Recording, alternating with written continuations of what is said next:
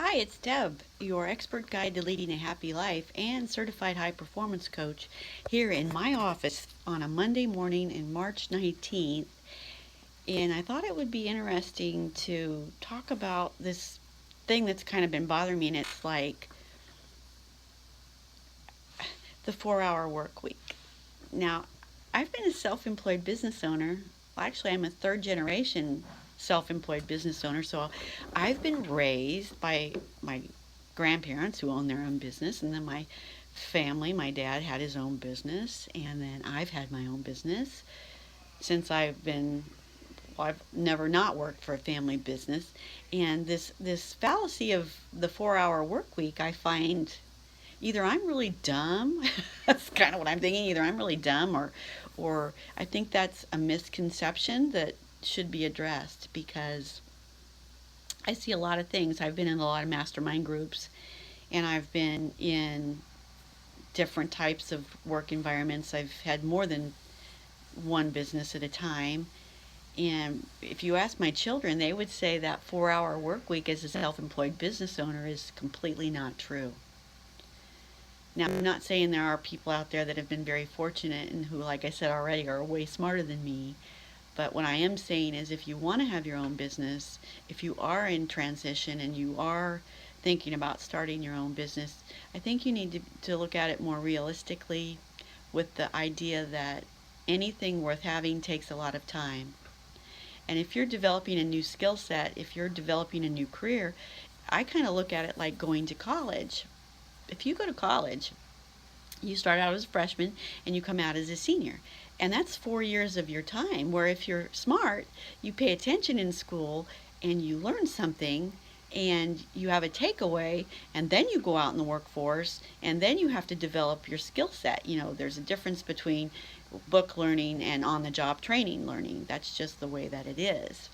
So this notion of, for you, if you're transitioning your career, just giving up your job and just jumping into the pool and thinking you're going to swim.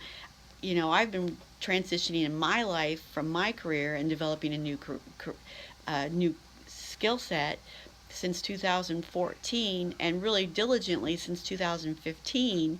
And I still feel like I'm not ready, or I haven't accomplished what I want. And that's because I have a full-time business that I'm running. I have a family that I'm taking care of. I have a household that I'm taking care of. I have my spiritual side that I'm taking care of. So I have many areas in my life that I'm working on simultaneously, in addition to developing a new career and a new business. And I always have thought, because I have 4 children, if my children were young right now, there's no way that I could do all of this stuff that I'm doing, because my children took a lot of my time. I had to make the meals, I had to do their laundry, I had to do all their school events, I had to go to their school events, I was the chauffeur. So for those of you that are younger, that are in that stage of the life, that are trying to build a career or build a business around your family that's still young, I'm saying just give yourself a break. There's no rush to judgment here from anybody. I think we should go easier on ourselves and expect less of ourselves, and not put so much pressure on ourselves, especially if you're in that stage where you are raising a family.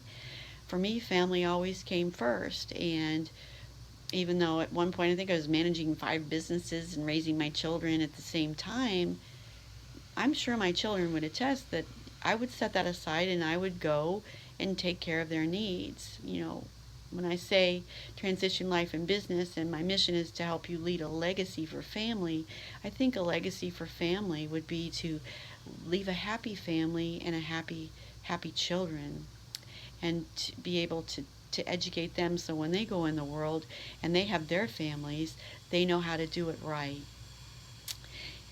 That's just my personal mission, to inspire and instruct how to create a happy life and lead a legacy for family, for your family, my family. Going back to, generational business owners, maybe I didn't have the best role model. I did have a role model that worked a lot. My grandpa worked all the time. My uncle worked all the time.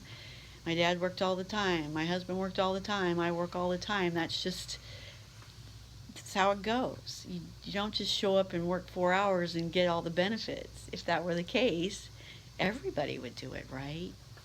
But back to, I do think there's ways to manage your time better, and I do think for those of us that have the entrepreneurial mind, I do think that there are ways to speed the process up, and that's what I wanted to talk to you a bit about today.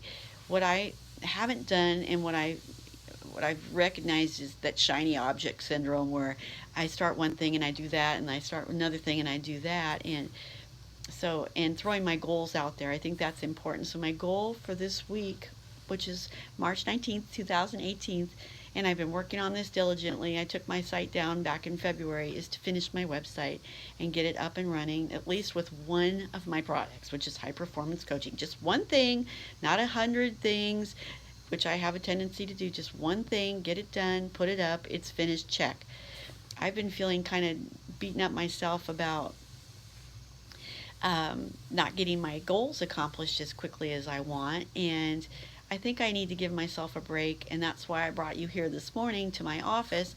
And I'm going to turn around and I'm going to show you my green screens for my videos, but my office behind me this is where I spend a lot of my time in my office. I have more than one business that I'm working on, and I think that's why I haven't been knocking it out like I want, which is I haven't put it on the calendar and held myself accountable. So I'm putting it on the calendar and I'm throwing it out there to use. I'm holding myself accountable, and I'm also in the process of taking my machine shop through a value stream mapping, a 5S, sorting, and it became clear to me last week that if I really wanted to get done, instead of me just thinking about it, that I needed to do it. So I started last week cleaning. Who says a boss isn't supposed to clean? I know my time is supposed to be worth a lot more money, but if my guys are doing it, then they're not making chips for me. And so I figure if I really want to get it done, I did it myself, and it's a process. My shop is, I'm going to take a walk around. So this is my shop, and this is where I clean this up a little area. I'm going to get this, I'm going to clean this all up. I'm getting rid of this. That's going for sorting. It's going to be gone. And then my office, I haven't done anything there yet. And then the next area is going to be the grinding area. And we're going to clean this up. I started that. Started it. And then there's the grinding area where the guys are working. The floors are looking better. This is a big area here where when I really started looking, I was like, oh my gosh, I need to get out here and sort and get rid of all this clutter and get rid of all this junk. This is where we do some of our staining. There's the back. This is the welding area. I started working on this. I cleaned it off and I swept, and I'm going to get rid of some of that stuff there. And then we have a huge bunch of stuff back here. This is like the black hole of sorting, which is all of our material.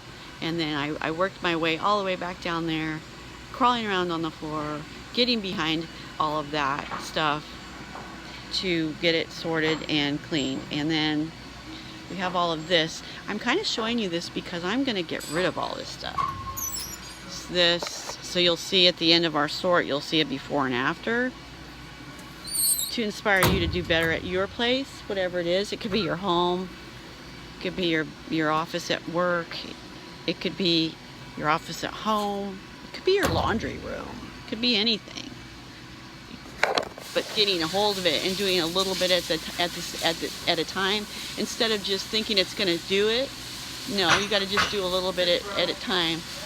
These are my guys out here diligently working, getting ready for the guy to come from Purdue today that is going to be helping us do our leadership training. See, this doesn't look too bad over here.